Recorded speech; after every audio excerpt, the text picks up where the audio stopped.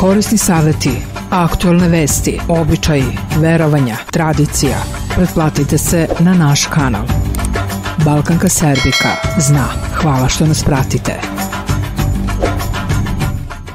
Ikona se u kući drži u počasnom uglu. Evo gde se on tačno nalazi, a mnogi vernici greše. Iz 91. kanonskog pravila Svetog Vasilija Velikog, koje ulazi u sastav knjige pravila, to jest crkvenih kanona, za sve pravoslavne hrišćane opšte je obavezno i saznaje se da su se hrišćani prilikom molitve od vajkada okretali istoku.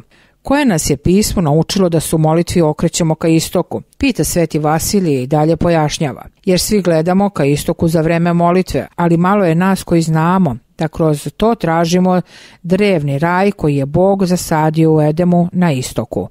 Odatle je jasno da se prema pravilima Svete pravoslavne crkve prilikom molitve treba da okrenemo ka istoku, usled čega su i oltari hramova okrenuti ka istoku. Ikone se postavljaju u ugao zato što je Gospod Isus Hristos sebe nazvao ugaonim kamenom. Prvo i osnovno pravilo pri postavljanju pravoslavnih ikona u stanu ili kući kojeg bi trebalo da se pridržavate nalaže da ova sveta slika bude na istočnom zidu počasne glavne prostorije. Međutim, pošto se ni stambene zgrade, ani porodične kuće ne orijentišu kao pravoslavni hramovi, često nije moguće da istočni zid bude prazan da bi se na njemu postavile ikone. Ponekad su na toj strani prozori, vrata, izlaz na terasu ili dvorište.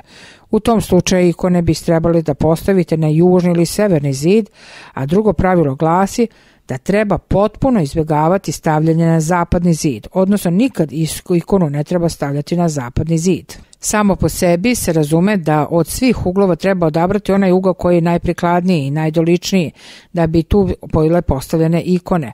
Osim toga, kao drevni običaj kod nas je bilo prihvaćeno da se pri ulasku u kuću pre svega okrene lice prema svetim ikonama i da se pred njima načine tri poklona uz osenjivanje sebe krsnim znamenjem, pa da se tek potom pozdravljaju domaćini.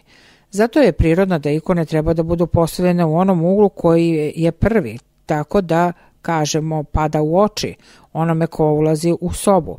Takav najistaknutiji i najprikladniji ugao sobe obično se i bira za postavljanje ikona i naziva se počasni ugao, ponekad čak i nezavisno od toga da li je okrenut ka istoku ili ne. Naravno, treba da se truditi da se izabere onaj ugao koji je okrenut ka istoku, ali ujedno i imati na umu kako u istinskom hrišćanstvu ne bi smjelo da bude takve preterane i slepe privrženosti za slovo zakona. U krajnjoj liniji, onda kada je reč o čisto obrednom aspektu, Bogu se možemo moliti i klanjati svuda, u svim pravcima, na svakom mestu vladavine njegove, a ne samo kada smo okrenuti ka istoku. Korisni saveti, aktuelne vesti, običaji, verovanja, tradicija. Pretplatite se na naš kanal. Balkanka Serbika zna. Hvala što nas pratite.